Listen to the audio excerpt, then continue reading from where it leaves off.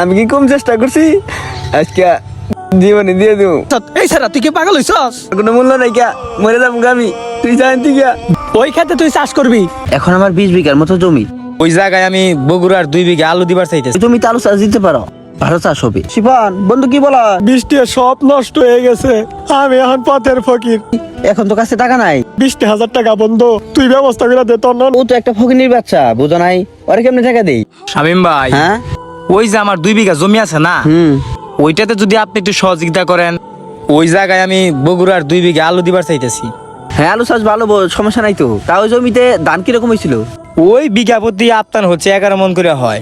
ওইগুলা করে চলবো না, আপনার মতো সবজি করবো। আজকে আপনি লাখ লাখ টাকার মালিক, এই সবজি কইরাই। শোনো, আমি এক সময় বরকা চাষও কিন্তু করতাম। এখন আমার 20 বিঘার মতো জমি। আর তোমার যে জমি, ওই জমিতে আলু চাষ দিতে পারো, ভালো চাষ হবে। করমু যদি আপনি একটু সহযোগিতা করেন। কি সহযোগিতা করা লাগবো? ভাই আপনার বন্ধু আইতাছে শিপনে। ও কি যে বলে এখন। এ শামেম হ্যাঁ শিফান বন্ধু কি বলাস? বন্ধু, আমি তো শেষ রে, ফুলকপি দিছিলাম, বৃষ্টি সব নষ্ট হয়ে গেছে। আমি এখন পথের ফকির, আমারে 20,000 টাকা ধার দে, আমি নতুন করে আবার সবজি দিব। কি বলস? টাকা টাকা তো জমিতে সব খরচ করে ফেলাইছি, এখন তো কাছে টাকা নাই। বন্ধু মাত্র 20,000 টাকা বন্ধু, তুই ব্যবস্থা করে দে। তোর না অনেক লোকজন আছে, আমি কারো কাছ থেকে পাই নাই। আরে না, কি বলস? আমি কই থেকে টাকা পাবো? আর কারো কাছ থেকে টাকা নিয়ে দিতে পারবো না। আচ্ছা বন্ধু, তাহলে থাক, দেখি কারো কাছ থেকে টাকার ব্যবস্থা করতে পারি কিনা। আর যদি বিকালের মধ্যে টেয়া হয় তাহলে আমারে বলিস। হ্যাঁ আচ্ছা ঠিক আছে। ভাই যেটা বলনই ছিলাম, ও হো, সোহাগের কাছে তো চাইলাম না, ওর কাছে তো টাকা থাকতে পারে, দেখি ওর কাছে চাই গা। এখন তুমি কি বলবা একটু ক্লিয়ার হয়ে বলো তো। কি বানি বলমু?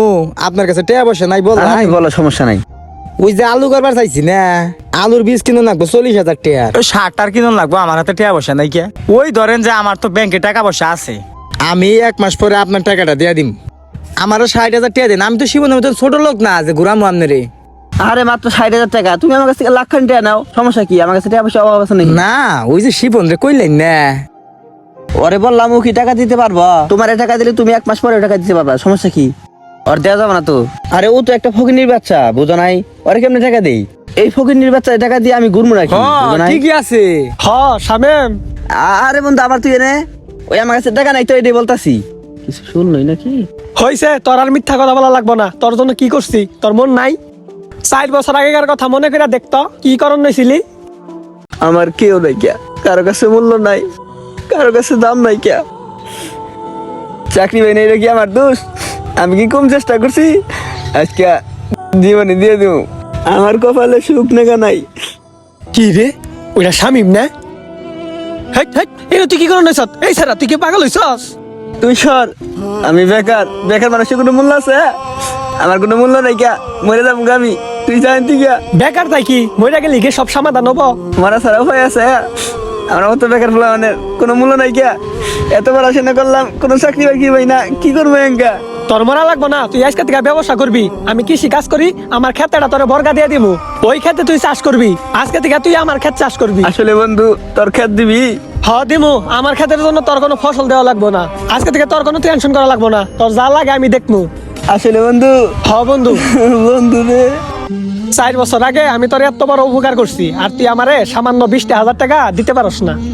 আরে বন্ধু আমি কি করলাম? বন্ধু আসলে আমার ভুল হয়ে গেছে, আমার মাফ করে দে বন্ধু। আরে রাখ, তোর মতো বেইমান বন্ধু থাকার চাইতে না থাকাই ভালো। তোর মতো বন্ধু লাগবে না। বন্ধু শেষবারের মতো আমার মাফ করে দে। তুই টাকা আমার কাছ থেকে নিস তুই। তোর টাকা লাগবে না বন্ধু। যে বন্ধু নিজের স্বার্থ বোঝে না, তার বিশ্বাসটা কোনোদিন ভাঙবে না। ভিডিওটি ভালো লাগলে লাইক কমেন্ট শেয়ার করে আমাদের পাশে থাকবেন। Thank you.